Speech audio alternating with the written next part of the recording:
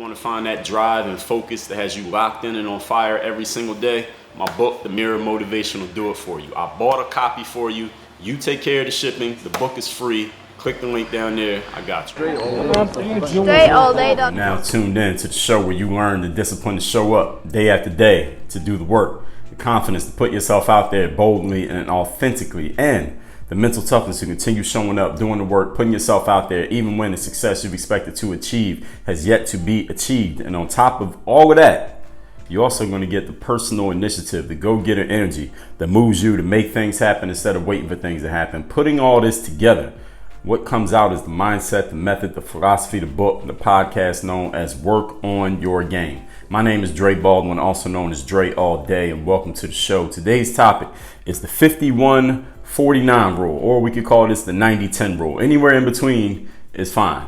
Between 51% and 90%, and between 49 and 10%, and you'll understand exactly what that means. It can even be 100 to 0% as well, but we're not going to go that far, and you'll understand why today. Today's topic is about helping people who help themselves. That's what this is about. You'll understand what those numbers and ratios mean as we get into the topic. But this episode is for two types of people. One person is the individual who you get asked for help. People come to you and request your help. Now, maybe people come to you and ask for help because it's part of your job. Is what you do for a living is people come to you for certain types of help and you help them. Maybe you're some form of coach or a trainer or a consultant and you just help people out. People need help with a certain thing. They look you up, they come to you, they pay you, you help them out, and everybody lives happily ever after. So it's for that person. I'm going to help you understand how you can help people, and while still doing your business. They're going to help themselves, but you're going to help them help themselves while still conducting business as usual, maybe in a better way, not as usual, but in a better way. And the other person that this episode is for are those of you who at any point in your life, you are seeking the help.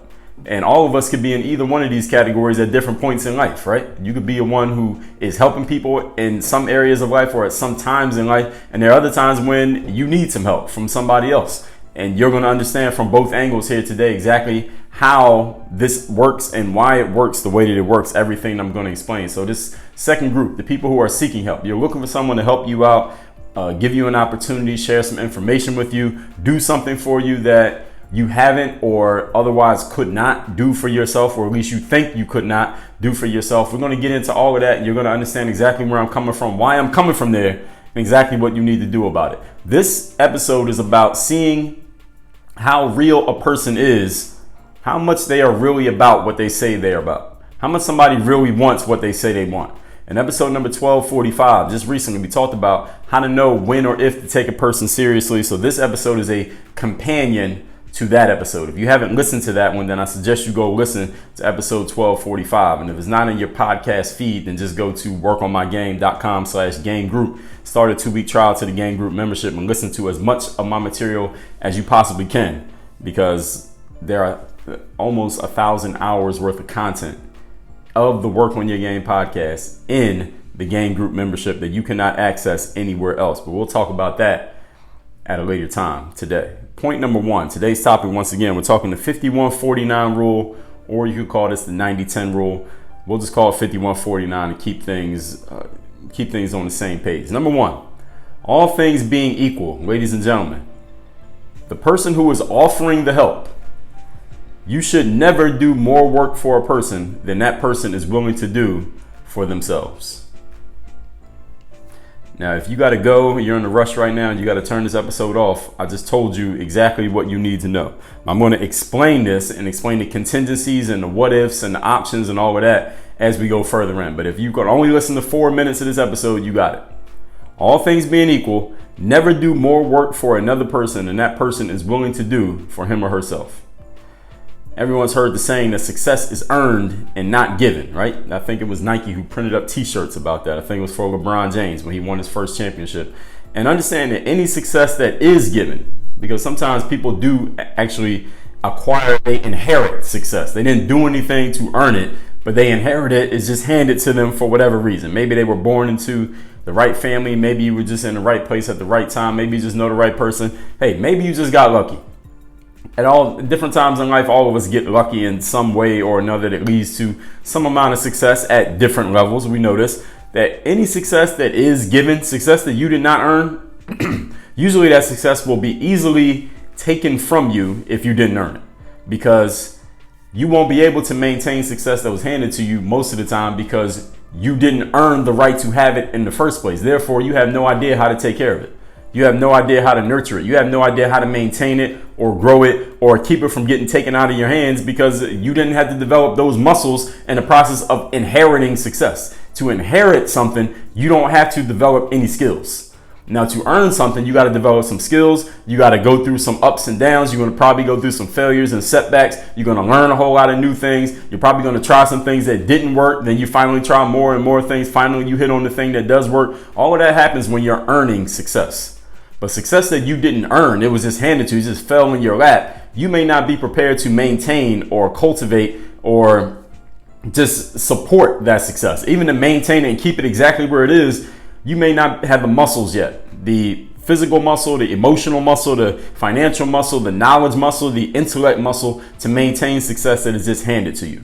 See, these people who have success handed to them, it falls in your lap, you should always be working much harder to maintain what you've got. Or if you are on the way to inheriting some success, if you know it's coming, or it just got dropped in your lap today, so now you have it and you got to figure out what to do with it, you should be working that much more harder than the people who are working to earn their success, because I guarantee you that success will be challenged. Whatever it is that fell in your lap, it will be challenged. Someone will attempt to take it from you. Circumstances may attempt to take it from you. So you got to work extra hard because you don't have the time to work your way up to the strength of having the success and earning the success. You already have it. So now you got to match wherever that success is at. Your skill level has to get there. You got to catch up, and you better catch up quick.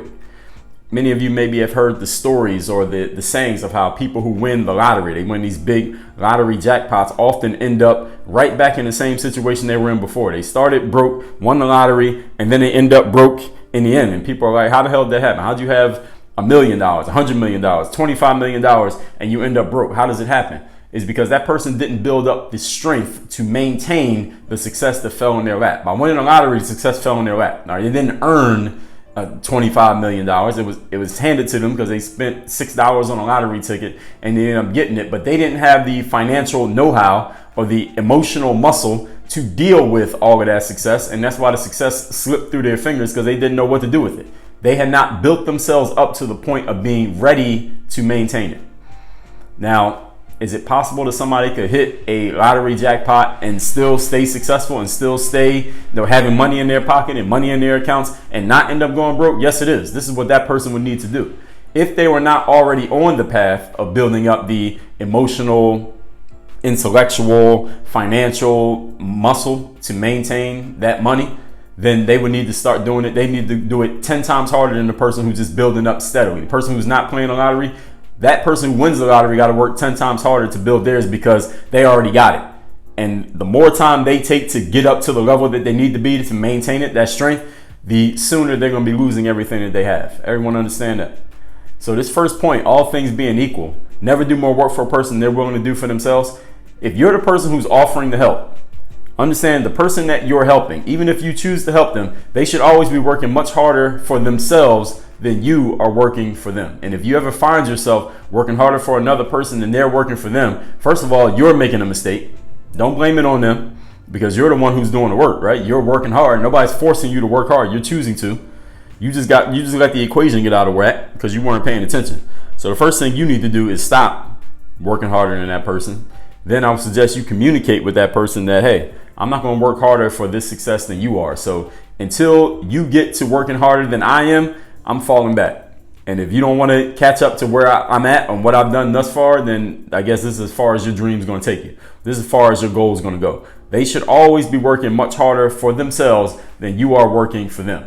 If you're an athlete and you have another athlete who wants to work out with you and you're the higher level performer, they want to get to the level that you're at, you let them know what time to come to the field or to the gym or to the whatever other place you work out, the track, the pool. You tell them what time to get there. And if they're late, they don't get to work out. You tell them what to do when you're in the gym. If they don't want to do it, they don't get to work out. You tell them what processes they need to follow when they're with you and when they're not with you. And if they're not following it and you find out, then you excommunicate from that person, or they get excommunicated from you. You set the rules, you set the parameters, you set the terms of engagement. And if they're not willing to follow it, or they're not able to follow it for whatever reason, they got to go. And you got to be willing to do this.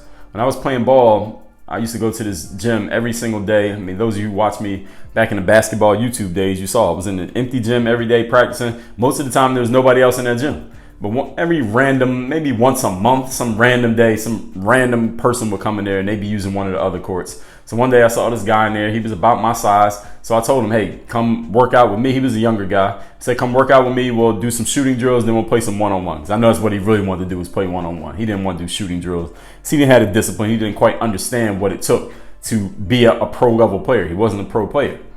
But we did our drills and we played some one-on-one, and we did this for that whole day. And at the end of that day, he was inspired by the workout and he liked what he was getting from it. And he saw that I was playing at a few levels above where he was, but he wanted to work out with me. So he said, do you come here all the time? Do I want to work out? Because I'm trying to get good. I'm trying to play in college or trying to play overseas. Because he had played in high school, but he wasn't in college. So he was probably maybe 20, 21, something like this. At this time, I'm maybe 27, 28 years old. So he was thinking about getting into college and playing and then possibly going overseas.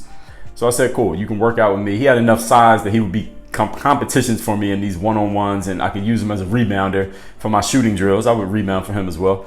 So I told him, show up every day, and I told him what time to be there. And I said, look, if you're going to work out with me, these are the rules. You got to show up on time and be ready to go every single day. If you don't show up on a certain day, you just don't show up, or you're late, I'm not working out with you. And I told him that the very first day. And for about 2 weeks, he showed up and we did everything that we needed to do. But then somewhere in that third week, you know what we hit? Dun, dun, dun. Anybody know the answer? What we hit during that third week? I'm giving it away to you right now by telling you that it was the third week. We hit the third day. And the third day does not mean day 1, 2, 3. The third day is any situation in which you know what the situation is, but your body and or your mind just isn't up for the task in that particular day, but you still have to show up. We hit the third day. I know we hit the third day because this kid did not show up for about 3 days. I didn't hear from him. He had my number. He didn't text me, he didn't call me, he didn't say nothing. He just didn't show up. I didn't hear from him for the whole 3 days. On that fourth day, after he didn't show up for 3 days straight, he showed up to the gym. And he showed up late. He was about 20 minutes late. I was 20 minutes into my workout. He shows up, he comes over to the court that I'm on, and I told him, I said, yo, you remember what I told you the first day, right? He said, yeah, remember I told you that if you don't show up, we're done, right? And he said, yeah. I said, all right, well, you didn't show up, we're done.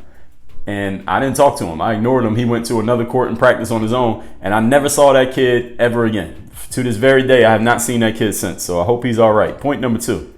Today's topic is the 51-49 rule. And what this 51-49 rule means is that you will never do more than 49% of the work for the person who has the goal. Whoever it is that has the goal has to own 51% of the work.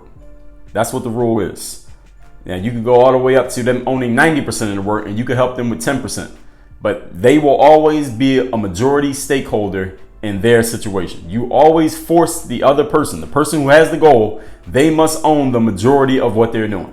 And here's how you can do it. You can get from 51 to 90 very easily, or 51 to 100. You can start off helping them out. 49%, let them do 51%, because maybe they don't know anything.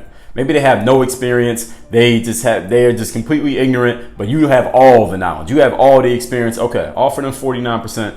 Tell them what they need to do. You offer the knowledge, make them do all the work. 51-49, right? That's them 51, you 49. Then slowly, as they learn more and they get more knowledge and they get more experience, you scale back. So you drop your 49 down to 40. So now they own 60. Now, over time, they get more knowledge, more experience. They start getting better. Drop it down to 30, 20. Eventually, you're only giving them 10%, which is just some oversight. You answer a question or two every now and then. You offer them some feedback whenever they ask for it. But the other 90% is all on them. And eventually, if that person is for real, listen to this, those of you who are helpers, they should eventually kick you out. All right, they should eventually buy you out of their company. All right, everyone following that metaphor. They're going to buy out your stake in the company so that you don't even own 10% anymore. They own 100% of the company, which is their goal, their dream, their ambitions, their hopes. They own 100% and your 10% is diluted down to zero. You're out. All right, you are now just a spectator, and you should be happy for that. Any of you out there who was a coach, whether that be a business coach, life coach, athletic coach, a trainer, a consultant, you do any of this type of work where people come to you directly and they specifically want you to help them get closer to their goal. Your goal with that person should not be to have a coaching client for 10 years. You shouldn't be coaching the same person in 2019 and you were coaching in 2009. That means that's a failure in your coaching. It's not a failure in their learning. That's a failure in your coaching. If I'm coaching somebody, listen, I shouldn't still be coaching you 5 years from now. All right, 5 years from now, you should have grown to the point that you don't need me anymore. Maybe you get a different coach. Maybe there's somebody else who can help you at the next stage that you get to or the next thing that you're working on. But within 5 years, it shouldn't even take that long. At a certain point, at some point, we're not even going to just put 5 years on it because depending on what people are doing, it could be different amounts of time. But there should come a point when that person has gone from needing 49% of you to needing none of you. And if they didn't get to that point, if this year, the person who you were putting up 49% of the work last year and you're still doing 49% this year, that's a problem. That means either you are failing as a coach or they're failing as a client. It's probably a combination of both. They should learn to the point that you don't have to keep telling them the same thing. You shouldn't be, if you're a personal trainer, you shouldn't have to tell your client to get warmed up and how to get warmed up if you've been training them for 3 months already. By the middle of the 4th month, if you show up 10 minutes late to the workout, you, the trainer, your client should already be warmed up and ready to go by the time you get there because they already know the routine. If they're not doing that, then that means you probably have chosen the wrong client or you have not done a good job of communicating as a coach what you expect and what the disciplines are. They should know what the disciplines are. They should know what the basics are within a short period of time because you're sticking to the basics, you're sticking to the disciplines, right? So this is a combination of your failure and their failure, and it's also your failure in picking clients. You picked the wrong client. If your client is not looking to kick you out of their company, then you picked the wrong client. Every person who you work with, every person you help, every person you train should be looking to get everything they need to get out of you. They should be looking to suck all they can suck out of you so eventually they can get rid of you and they can move on and do what they need to do on their own. That should be their goal. And you as a trainer, coach, expert, consultant, whatever you want to call yourself, your goal should be looking for people who are like that. And if the people you're coaching, training are not like that, you are doing a bad job of choosing clients. And if you're not choosing your clients, they're choosing you. All right, then you need to go back and listen to some more episodes of this podcast where I've talked about business. I would suggest that you take the Raise Your Game course, which is available, Raise Your Value course rather, which is available in the Game Group membership. Go to workonmygame.com/game group. That Raise Your Value course will help you understand how you should actually be choosing clients. They shouldn't be choosing you. But that's a different subject that has already been covered on a different day. Again, every episode of the show is available in the Game Group. We'll talk about that more later on. Helping someone who should be helping themselves. More on point number 2. It's like an adult riding a bike with training wheels. Any of you everybody know what training wheels are on a bike? Those are 2 extra wheels on the back. They keep the bike upright no matter what. Now, when I thought about this, when I wrote down this point, I thought, it's not anything inherently wrong. If any of you ever seen an adult riding a bike with training wheels, it's not technically wrong for them to be doing that. They're not breaking a law, they're not hurting anybody, they're not injuring themselves by riding a bike with training wheels. And there are some adults out there who never learned how to ride a bike. Believe it or not, I know a few of them. I'm not going to say their names, but there's some adults out there who do not know how to ride a bike. They would need training wheels if they were going to learn how to ride a bike right now.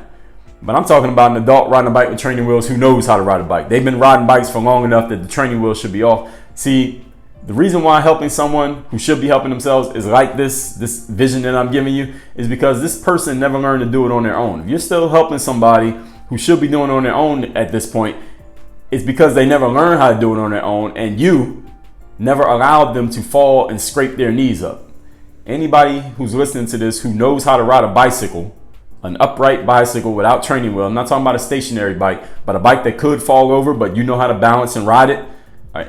All of us have fallen off the bike before.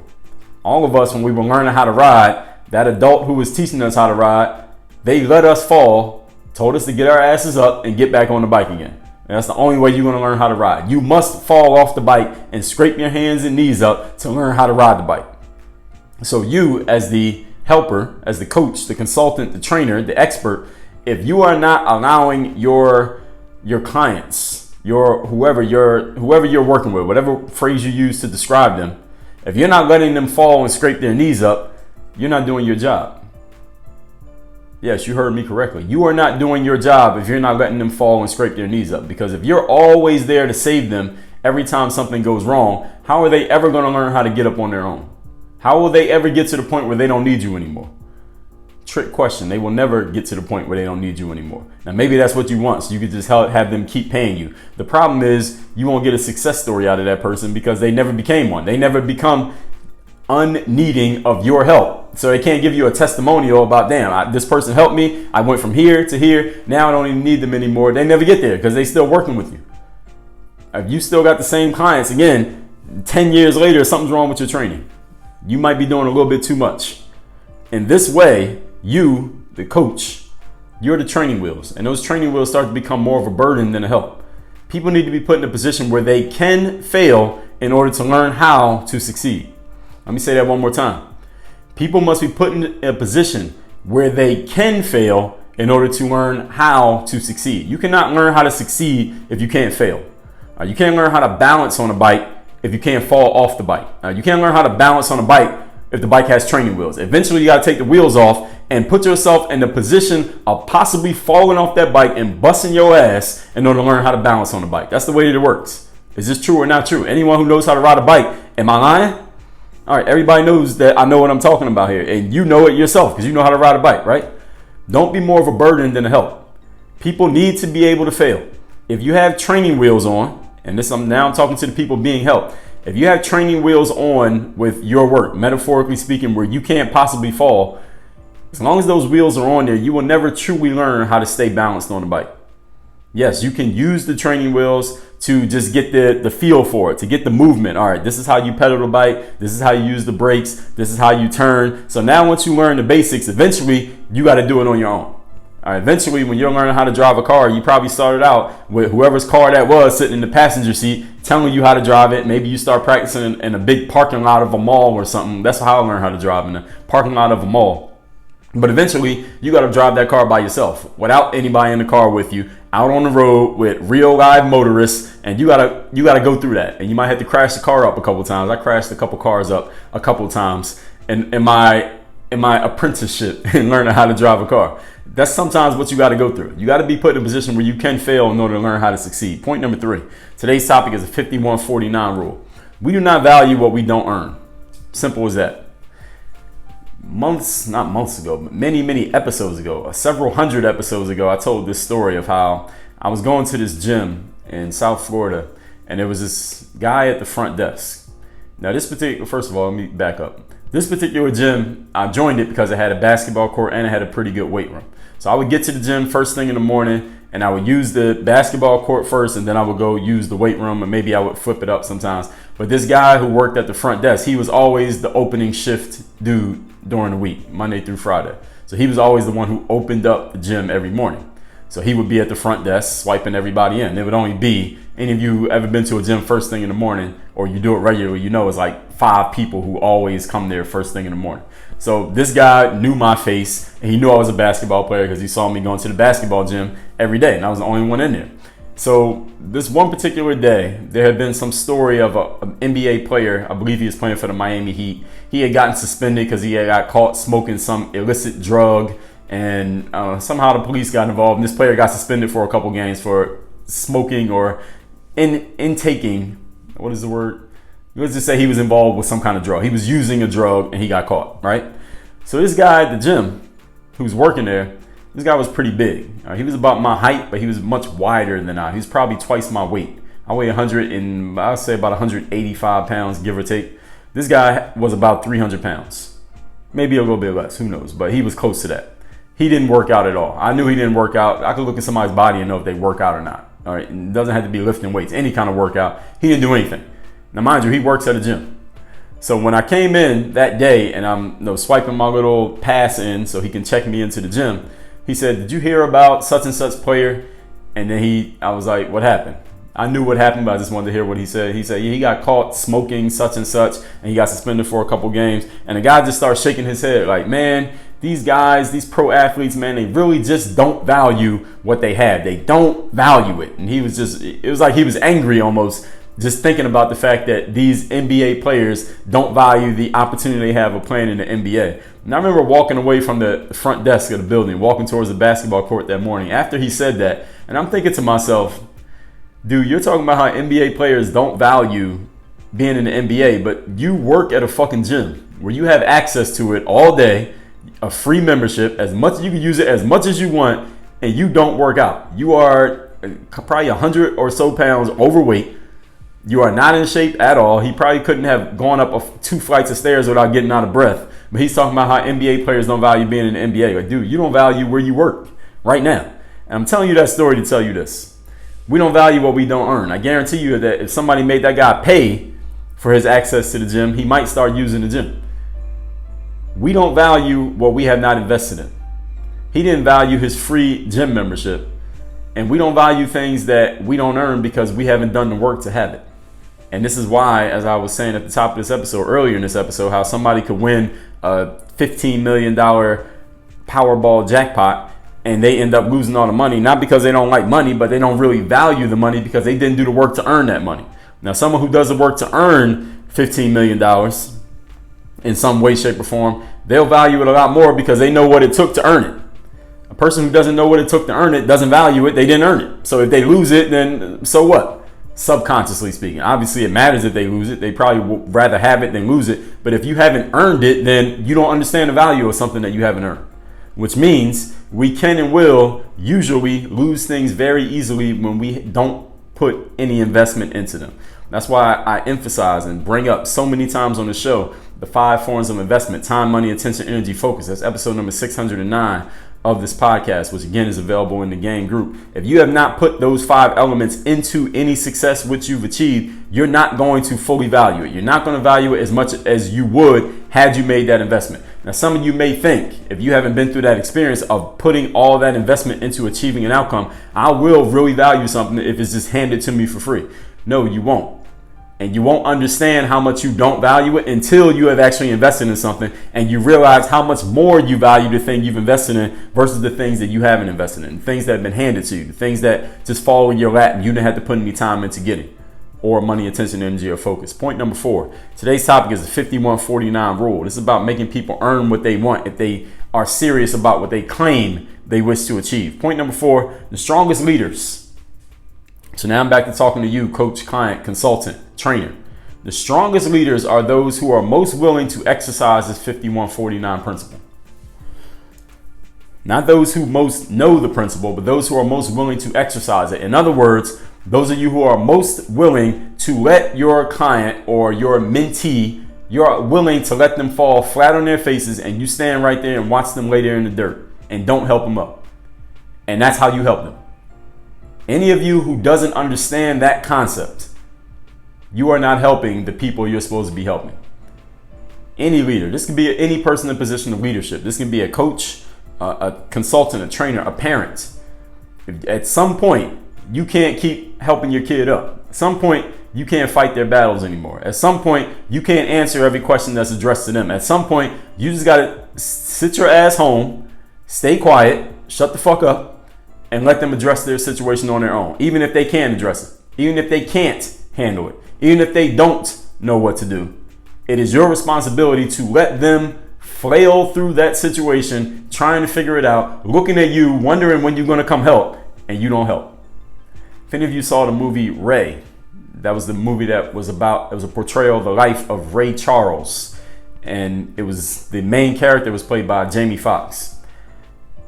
And there was a scene in the movie, if you saw the movie, then you probably remember this. There was a part in the movie, if you didn't, you'll understand this.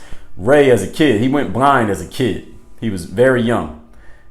And he was playing at home one day, and he rubbed his eyes, and the camera point of view was like through the eyes of Ray Charles at this point. He would rub his eyes, and he was noticing that his vision was getting a little bit blurry. He couldn't really see things as clearly as he did before. Then a little bit of time passed. He was playing at home again. And he rubbed his eyes again because he was wondering why he couldn't see things clearly. His vision got a little bit more blurry. Then it happened again, and his vision was really, really blurry. He could barely see anything. And then the next scene, all you see is him at the doctor, and his mom is crying, and the doctor's talking to him and letting his mother and him know that your child has just gone blind, and he's not ever going to be able to see again. And then later on, Ray is back at home playing again. By this point, he has been certified as blind. His mom knows he's blind. He knows he's blind. And the kid is playing, and he falls down on the floor. He falls. And his mom is right there in the room when Ray Charles falls on the floor as a kid. And the kid starts crying out to his mom. This is what kids do. They fall, they cry out to their mom. Mom, help me. Dad, help me. Somebody help me. So the kid's crying out. And the mom, her first reaction, her instinct, immediately her muscles flinch. She starts to move to help her kid up. But then she stops herself. Consciously, she remembers, or she thinks to herself, you know what? If I keep helping this boy, he will never become self-sufficient because he's blind and he's going to be blind for the rest of his life. So he's a kid now, but soon he's going to be a man. If he doesn't learn how to take care of himself on something small, such as falling on the floor right now, he's not going to learn it when he's a grown man. So the mom decided to do nothing. She didn't say anything. She didn't move. She just stood right there and watched him cry out, watched him whine about the fact that he was on the floor and nobody was helping him. And eventually, any of you who was parents, correct me if I'm wrong, but eventually the kid stopped crying. She didn't help him. She didn't do anything. But eventually the kid got tired of crying when he realized nobody was going to help him up. And then he finally started to figure, let me see if I can get myself up. He finally stands up. He starts feeling his way around the room. He starts walking around. He notices where his mom is. He comes to his mom and he's talking the whole time, letting her know, oh, this is where you are. And that was the moment in the movie there, encapsulating and showing you this is how he learned to start to become self-sufficient, to understand that though he did not have his gift of sight, he could still take care of himself in the world. And he was still a boy at that time. But then as a man, we all know who Ray Charles is. He became capable of taking care of himself despite the fact that he couldn't see.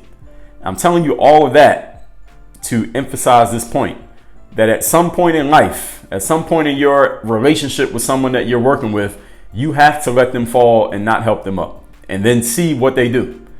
Some people are going to stay laying on the ground. They're going to stay laying there and they're going to die right there on the ground because they're not going to help themselves up because they have been so conditioned, or they so believe that somebody has to help them in order for them to get to where they want to go. And there are others who will eventually stop crying and they will find their way up on their own. And at that point, they're going to be that much stronger. And they may not appreciate you for it in the moment, but they will appreciate you for it looking back. It might take them years to recognize it, but they will appreciate you later on for letting them fall and leaving them there.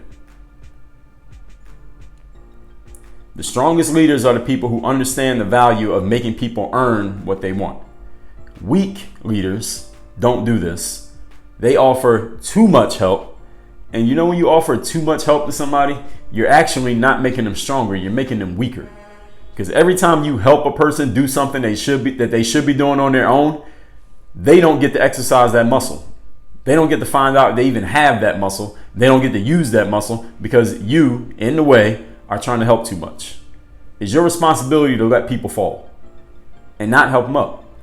There's this coach out there. His name is Rich Litvin. He wrote a book called I believe it's called The Prosperous Coach. I mentioned Rich way back on this show before. Look him up, Litvin, Rich Litvin. And he told this story about, he had this woman who was in his mastermind group. She had paid him so he could coach her on how to have a stronger coaching practice.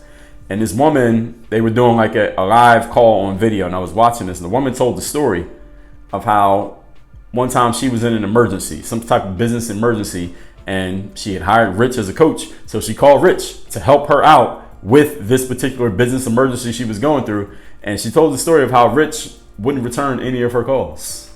He didn't answer her calls. He didn't respond to her emails or text messages. He did not talk to her at all. He did not offer her any help. She was on a deadline. She had 1 week to figure out a certain situation, and he did not respond to any form of communication for that whole week. He let her figure it out on her own, and she did eventually figure it out. And she was telling the story on the call of, Rich, I really appreciate, now I can look back and appreciate the way that you did not help me when I was going through that emergency, because I see what you were teaching me. You were showing me that I needed to become self-sufficient. And had I not gone through that, had you helped me during that situation, I wouldn't have developed the muscle to help myself. And I completely understand what you were doing now. I didn't really understand it then because she was in a certain state, but now I understand it because I see the value of me having to learn on my own. He was letting her figure it out. Now all you mentors, coaches, trainers, experts out there, at some point, you need to figure out when this point is. You need to figure out when to let your subjects figure things out on their own. If you're not letting them do that, you are hurting their game to the maybe contrary to what you think you're doing. Let's recap today's topic, which is the 51-49 rule, which states any person whom you're helping, if they're the one with the goal, they must own the majority stake in their business being their goal.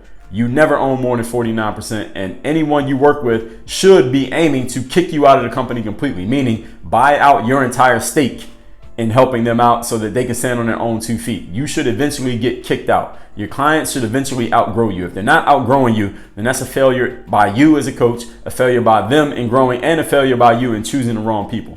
Point number one, this topic is about helping people who help themselves. Again, refer back to episode number 1245 for more on this. Point number one, all things being equal, never do more work for a person than a person is willing to do for themselves. Success is earned and not given, at least any success that will last. People should always be working much harder for themselves than you are working for them. Number two, helping someone who should be helping themselves is like an adult riding a bike with training wheels. If they never learn to do it on their own, if you never allow them to fall and scrape their knees up, they will never learn how to balance on a bike. And this way, training wheels become more of a burden than a help. People need to be in a position where they can fail in order to learn how to succeed. Point number three, we don't value what we don't earn. Like I told you, this fat guy was working at a gym talking about how NBA players don't value being in the NBA. He didn't even value the fact that he worked at a gym because he wasn't using it. We can and usually will lose things easily when we don't earn them and we don't value them at all in the first place, so we don't even have to lose it because we're not using it. Point number four, the strongest leaders are the people who are most willing to exercise this principle of 51-49, meaning you know the value of making people earn it. A weak leader will offer too much help, which effectively weakens the person that they think they're helping. You must be willing to let people figure things out on their own, to drown in the ocean on their own, or learn how to swim on their own. If you're not willing to let them do that, they will never learn how to do it on their own. And look, that was a waste of time anyway, because they were never going to get it no matter what anybody did with them, which means you need to do better at choosing wisely who you work with. And yes, you should be choosing. Now, in the game group, you get access to, of course, you have this episode here in your podcast feed, but eventually this may not be available in your feed. And all the episodes that I have referred to in the past, the other 1,300 episodes of this show, are all available as a member of the game group. They are organized by date, organized by number, organized by category. So if there's a certain subject when it comes to discipline, when it comes to sales, mental toughness, competition, business, relationships, communication, all of those are categorized in the game group to where you can peruse through them and pick and choose which episodes you want to listen to. There are probably a bunch that you either forgot about or didn't even know about because you weren't listening to this show from the very beginning. We are 4 years or so in to the show, 1,300 episodes. So again, that's as a member of the game group. On top of that, we got a bunch of other categories in there, a bunch of other video masterclasses, book reviews, exclusive courses that are only available to game group members, a whole bunch of stuff that I'm not going to go detail right now.